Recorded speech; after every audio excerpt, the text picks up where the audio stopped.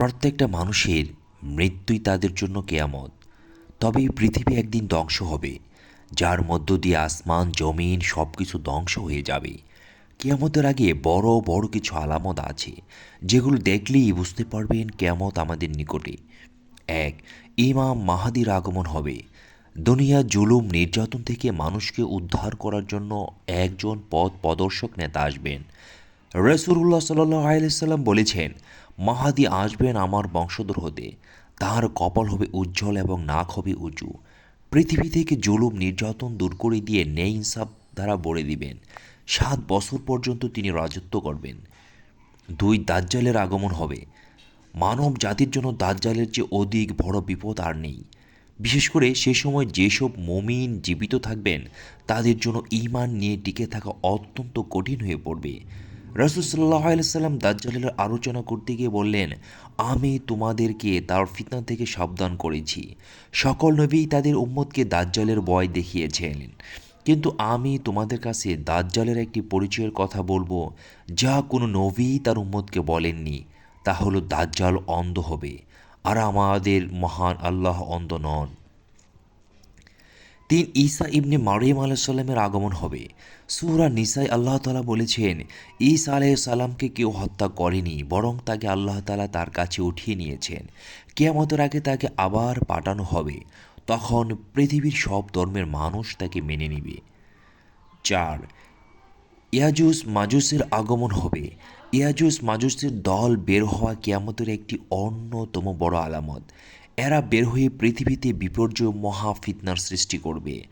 দলে দলে মানব সমাজে চলে এসে ব্যাপক হত্যাযজ্ঞ চালাবে। তাদের মোকাবেলা করার মতো তখন কারো কোনো শক্তি থাকবে না। 5, 3টি বড় ধরনের ভূমিধস হবে।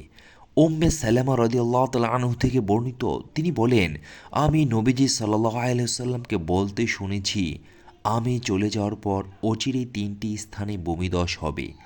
একটি হবে পূর্বাঞ্চলে, একটি হবে পশ্চিমাঞ্চলে এবং আরেকটি হবে আরব উপদ্বীপে। আমি বললাম, হে আল্লাহ রসুল, সৎলোক বর্তমান থাকতে কি তাতে ভূমিধস হবে? রসুল সাল্লাহ আলাইসাল্লাম বললেন, হ্যাঁ, যখন পাপ কাজ বেশি হবে। 6, বিশাল একটি দোয়ার আগমন হবে। কিয়ামতের নিকটবর্তী সময়ে বিশাল আকারের একটি দোয়া বের হয়ে আকাশ এবং জমিনের মধ্যবর্তী খালি জায়গায় পূর্ণ করে ফেলবে। এই দোয়া মুমিন ব্যক্তিদেরকে সামান্য একটু সর্দি কাশি ও জ্বরে আক্রান্ত করে দিবে। কাফেরদের শরীরের ভিতরে প্রচণ্ডভাবে প্রবেশ করবে, ফলে তাদের শরীর ফুলে যাবে এবং শরীরের প্রতিটি ছিদ্র দিয়ে দোয়া বের হবে। এটি তাদের জন্য একটি যন্ত্রণাদায়ক আযাবে পরিণত হবে। 7, পশ্চিম আকাশে সূর্যোদয় হবে। বর্তমানে প্রতিটি পূর্ব দিক থেকে সূর্য উদিত হচ্ছে। কেয়ামতের আগে এ অবস্থার পরিবর্তন হয়ে পশ্চিম আকাশে সূর্যোদয় ঘটবে।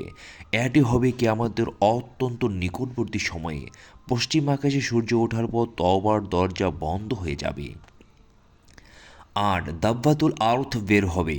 কিয়ামতের আগে দাব্বাতুল আর্থ নামক এক অদ্ভুত জন্তু বের হবে। জন্তুটি মানুষের সাথে কথা বলবে, যা অন্যতম সর্বশেষ ভয়াবহ আলামত।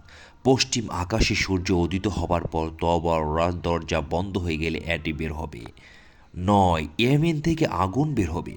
কিয়ামতের পূর্বে ইয়েমেনের আদন নামক স্থানের গর্ত থেকে একটি ভয়াবহ আকারের আগুন বের হয়ে মানুষকে হাসরের দিকে একত্রিত করবে। 10, কোমল ও ঠান্ডা বাতাসের মাধ্যমে মুমিনদের রূহ কবজ করা হবে। কেয়ামতের আগে একটি বাতাস এসে মুমিনদের জান কবজ করে নিবে। তারপর পৃথিবীতে আল্লাহ তাআলার নাম উচ্চারণ করার মতো কোনো লোক থাকবে না। নিকৃষ্ট লোকেরাই বেঁচে থাকবে। তাদের উপরে কেয়ামত প্রতিষ্ঠিত হবে।